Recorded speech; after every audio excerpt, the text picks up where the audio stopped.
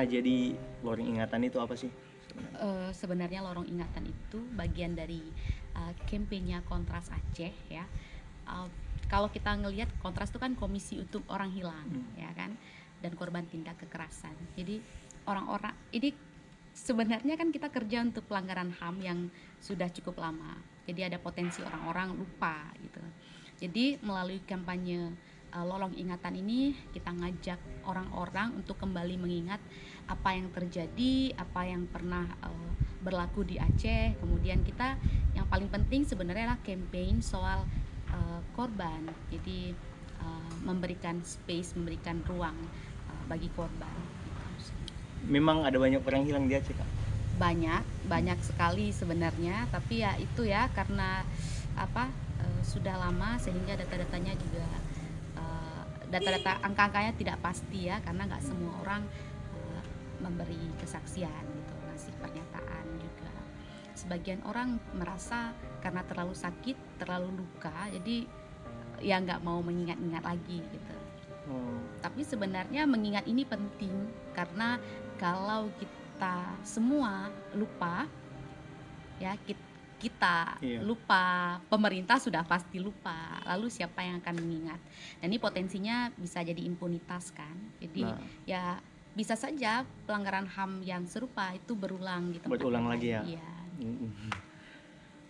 Oke, kita sama Kanana, jadi kita sekarang mau lihat-lihat apa saja yang dibuat di lorong ingatan ini. Jadi apa saja yang media kita untuk mengingat peristiwa-peristiwa yang terjadi di masa lalu. Dan teman-teman, ternyata peristiwanya itu tidak dulu sekali gitu, kayak baru kemarin kan, baru di 2003, dan ya itu terjadi tahun ke tahun ya, Kak. Ya. Dan campaign ini kita mulai sejak 2017, kemudian 2019, lalu ini juga akan ada lagi lorong ingatan, tapi mungkin nanti virtual ya. Jadi dia berupa museum, berupa website gitu, karena pandemi sehingga kita nggak mungkin bikin event, nggak mungkin mengundang orang banyak untuk datang lagi ke Kontras Aceh. Beruntungnya kita punya space tahun lalu yang masih bisa dilihat, masih bisa dinikmati. Paling nanti soundsnya aja yang nggak ada, karena sebenarnya konsep lorong ingatan ini menyentuh semua indera kita, karena kebanyakan anak-anak milenial kan tidak sempat merasakan. Jadi bagaimana masa lalu itu bisa hadir, dan itu harus menyentuh semua indera pendengaran. Jadi sebenarnya ada soundsnya, kemudian visual, jadi ada foto, ada gambar, kemudian ada juga bahasanya ada aku lupa bahasa seninya apa, jadi instalasi. Jadi kawan-kawan berpikir kemudian kenapa merasa, jadi kami berharap upaya-upaya ini bisa menghadirkan perasaan yang mungkin mirip tanpa menimbulkan kengerian. Jadi kita nggak pakai warna-warna darah, kita nggak pakai hitam, kita nggak pakai merah gitu. Jadi memberikan suasana tapi tanpa menimbulkan kengerian. Nah, itu ikhtiar kita di Kontras Aceh. Oh ya teman-teman, websitenya itu, museum virtualnya itu bakalan kita launching kapan kan, Nana? 10 Desember insya Allah. Oke, 10 Desember. Jadi teman-teman bisa lihat-lihat. Jadi websitenya Kontras aku taruh di deskripsi ya di bawah. Jadi kita jalan-jalan sekarang kan, Nana? Ayo kita menelusuri lorong ingatan. Sebenarnya ada beberapa ada foto di dalam sini, juga ada instalasi kayak yang terlihat, kayak teman-teman lihat ini ada foto, udah agak buram ya usianya, udah hampir 2 tahun soalnya. Ini foto tentara ya, kemudian ini juga ini saat damai. Terus di sini juga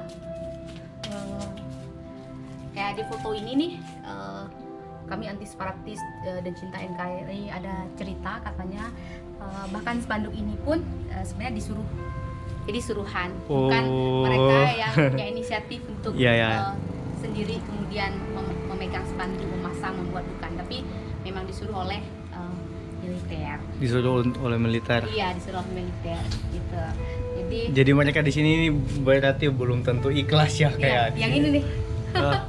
Warga negara Indonesia keturunan anti separatis gitu kan. Iya. Karena mereka ya nggak punya kepentingan apa-apa. Iya. Nah, kemudian ini ada foto anak-anak sekolah gitu kan, dengan bendera. Ini anak-anak sekolah juga di bawah senjata. Ini mungkin kelihatan senjata. Oh, ada senjata. Moncong senjata karena udah kurang ya. Nah, ini foto-foto juga.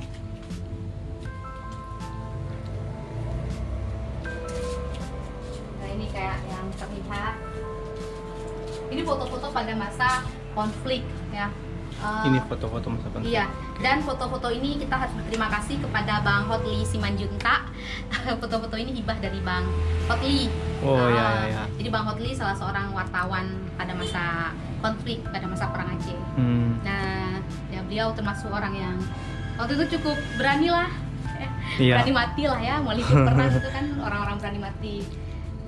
Terima kasih Bang Hotli, dan ini free loh dari Bang Hotli. Oh, thank you Bang Hotli. Ya, karena Bang Hotli kita hari ini bisa ngeliat kan, punya dokumen soal ini. Nah, kalau kawan-kawan lihat ini instalasi sepatu kan? Ini sepatu kan? Ini sepatu. Apa makna sepatu buat kita? Sepatu kan buat melindungi kaki, biar enggak kotor, supaya enggak kena bahaya duri di jalan. Tapi sepatu berubah fungsinya saat dipakai oleh militer. Karena saat itu sepatu buat memukul orang sipil, menyepak, menginjak, ya kan. Bahkan saat itu orang-orang ketika mendengar suara sepatu, derap sepatu tentara, itu ketakutan. Jadi sepatu ini manifestasi dari trauma dan rasa takut. Waduh. Ya, jadi ya ada beling-belingnya. Jadi orang tuh takut kalau dengar suara sepatu tentara tuh merasa ketakutan. Ini belingnya. Baling ya. Bening. Sorry. Baling beda lagi ya. Jadi, nah, terus sebelumnya ini juga ada beberapa instalasi sih. Nah, ini kursi listrik. Ya, jadi bukan dalam artian sebenarnya kursi listrik. Jadi pada masa konflik di camp-camp penyiksaan, baik di rumah gedung, baik di Tiro gitu, ada kursi listrik. Sebenarnya itu hanya kursi biasa saja, cuman dikasih arus listrik. Jadi orang-orang kemudian salah satu bentuk penyiksaan lah, jenis penyiksaan. Saat konflik di Aceh ada banyak ratusan jenis penyiksaan, salah satunya dengan kursi listrik ini. Bahkan di Tiro ada seorang ibu yang sampai keguguran gitu. Oh iya, yang aku tulis itu. Iya. Jadi kursi listrik ini cukup terkenal lah. Kalau kita ke Tiro, saat kami ke Tiro waktu itu kursinya biasa aja, cuman kursi rotan biasa, kursi yang biasa untuk menerima tamu. Tapi lalu berubah fungsinya jadi kursi penyiksaan. Ya. Kak, aku pengen coba di sini, Kak. Boleh. Tapi udah tua kali sih sebenarnya. Wah, ini ya. Ya. Jadi ini kalau miniaturnya apa namanya? Plastik ya Kak? Apa gabus? Tapi kalau aslinya gabus memang. Besi ya. Yang mengalir listrik ya. Listrik.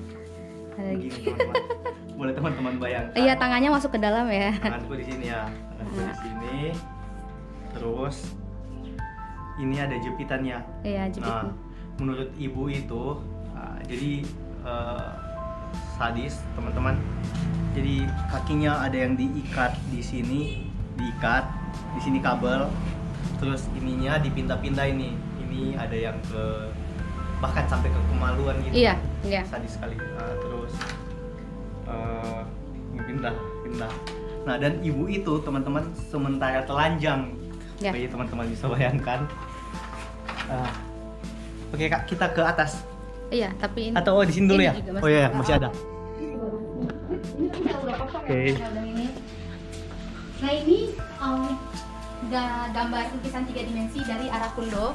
Arakundo tuh tempat dibuangnya mayat, jadi tempat penyiksaan juga. Jadi orang-orang yang sebenarnya masih hidup, kemudian diikat badannya dengan goni berisi batu, lalu dilempar ke sungai.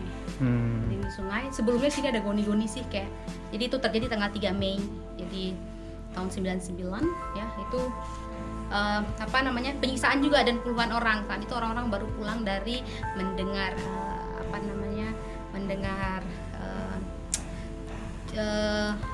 Suara tembakan waktu itu dengar ada, kalau di kita tuh ada kayak bukan khutbah sih, kayak bahasanya ceramah apa? Ceramah, ya. ya. Jadi ada ceramah agama, terus kemudian ada suara tembakan, orang-orang ditangkapi, kita nggak tahu apa yang terjadi. Lalu memang orang-orang itu masih hidup, tapi dibuang, diikat dengan goni berisi batu-batu lalu dibuang ke sungai. Iya. Ini ada timeline juga, timeline.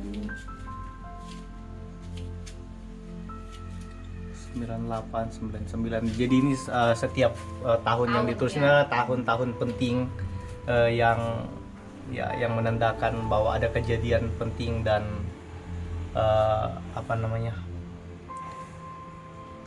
pengkhianatan terhadap kemanusiaan. Ini tuh gambar Arafin Doni kalau di foto nampaknya 3 dimensi dia sebenarnya kalau di foto. Iya, dari sini juga kelihatan, Kak. Ya, 3 dimensi ya. Iya. Dan cakep kalau di foto. Nah, terus atau dilihat masih bagus enggak? Kalau yang itu udah tahu lah ya, itu ada 2 orang. Oh ya, teman-teman belum tahu, Kak. Mungkin teman-teman harus tahu. Ini ada 2 gambar, ada Zulfikar dan Mukhlis. Ini 2 orang relawan kontras yang diculik di tengah pasar di daerah Biren, dibawa dengan mobil. Jadi ini memang kayak story ya, dibawa dengan mobil sejenis kayak itu mobilnya ya? Mobil begitu, mobil tas begitu, lalu dibawa pergi dan tidak kembali sampai sekarang. Jadi memang mereka hilang, statusnya hilang, Mukhlis dan Zulfikar sampai hari ini. Jadi ini relawan kontras Aceh. Nah ini sih, kita ke atas. Oke, Kak. Nggak tahu di atas masih cukup baik nggak ya?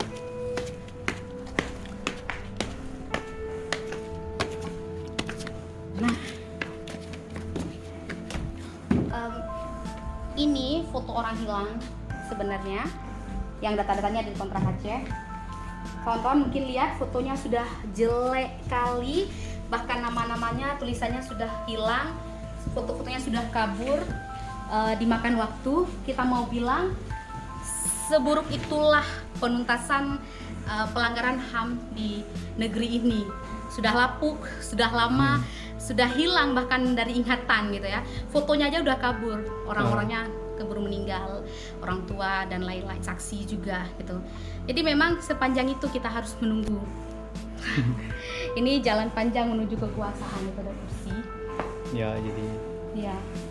Kursi, dan memang dirancang gini ya, Kak, dia punya. Iya, tapi kalau 2 tahun lalu ada yang datang lebih bagus. Jadi menuju kekuasaan, tapi menuju kekuasaan, menuju perdamaian. Tapi ada borok di bawahnya, ada yang rusak, ada yang busuk dan belum terselesaikan.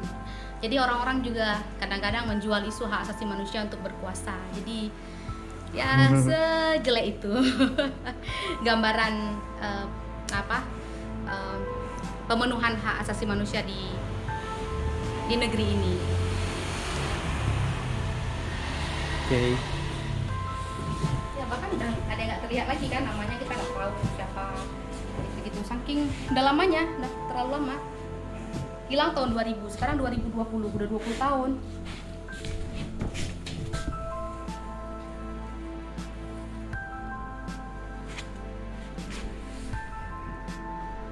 Terlalu lama kita menanti penuntasan pelanggaran hak asasi manusia.